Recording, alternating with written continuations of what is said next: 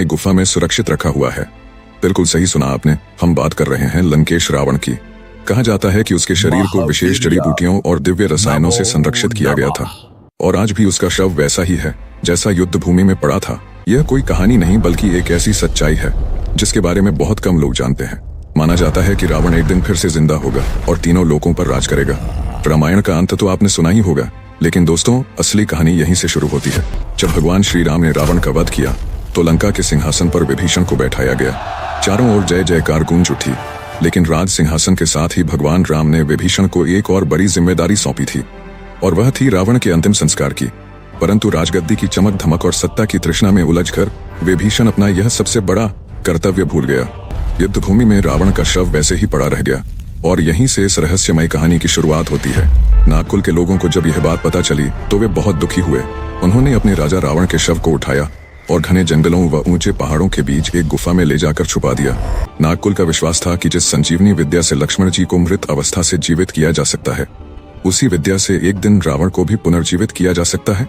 वहां उन्होंने रावण के शव को 17 फुट लंबे ताबूत में रखा।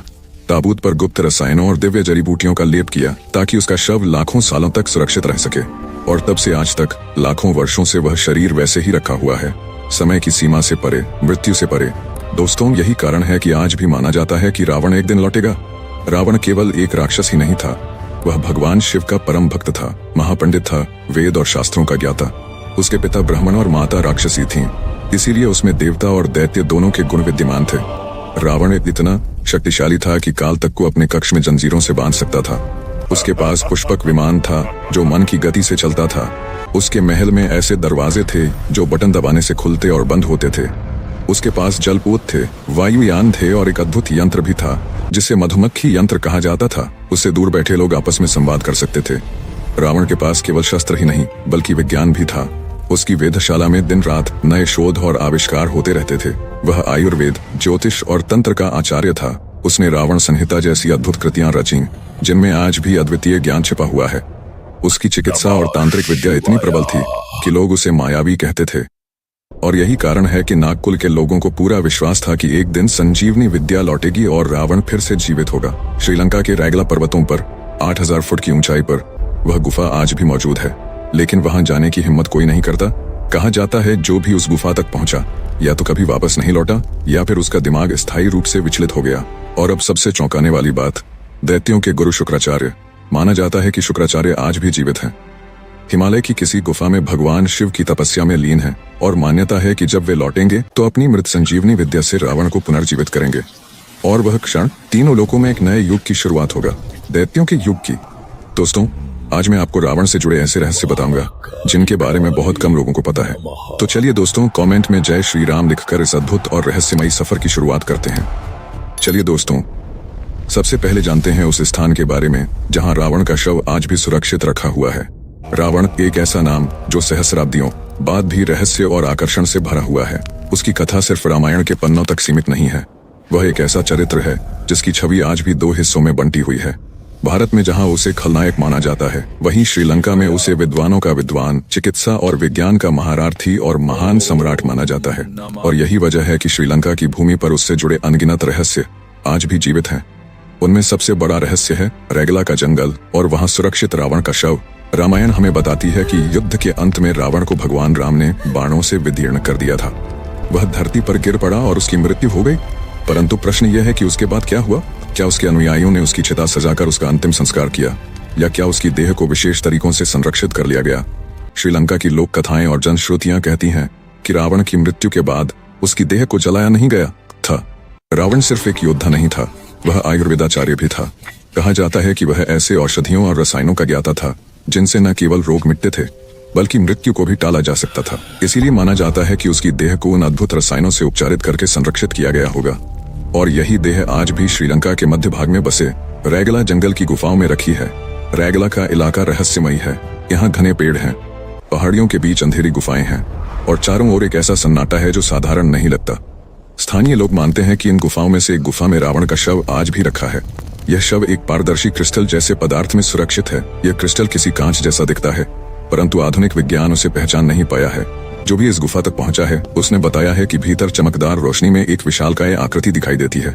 कहा जाता है कि वह रावण की काया है, लंबा चौड़ा बलिष्ठ। उसका चेहरा वैसा ही है जैसा ग्रंथों में वर्णित है, आंखें बंद हैं मानो वह गहरी नींद में हो। चेहरा मृत, शरीर जैसा नहीं बल्कि एक जीवित व्यक्ति की तरह तेजस्वी प्रतीत होता है।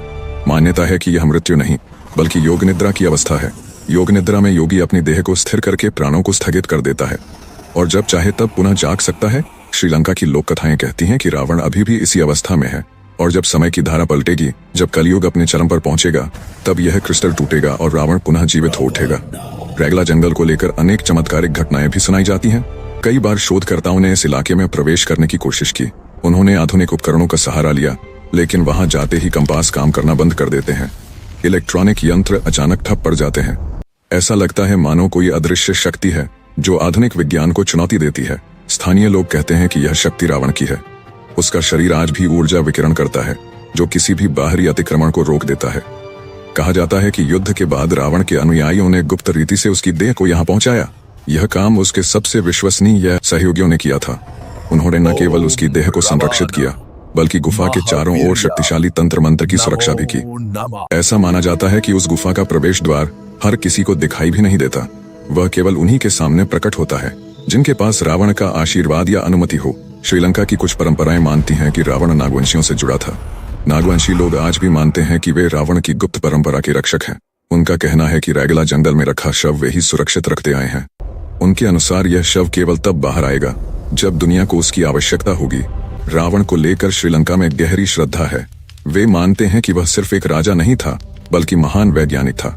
अब जरा सोचिए, ऐसा व्यक्ति जो मृत्यु और जीवन के बीच की सीमा को भी समझ चुका था, क्या वह साधारण रीति से नष्ट हो सकता था? यही वजह है कि उसके अनुयायियों ने उसका शव जलाने की बजाय संरक्षित किया। वैज्ञानिक दृष्टि से इस पर विश्वास करना कठिन है, परंतु यह भी सच है कि मानव सभ्यता में शव को लंबे समय तक सुरक्षित रखने के अनेक उदाहरण हैं। मिस्र की ममियां इसका प्रमाण है। हाँ, हजारों साल पुराने शव आज भी वैसे ही संरक्षित हैं। तो क्या रावण, जो आयुर्वेद और रसायन का महाज्ञानी था, अपनी देह को सुरक्षित रखने का रहस्य नहीं जानता होगा? रैगला जंगल आज भी रहस्यमयी है।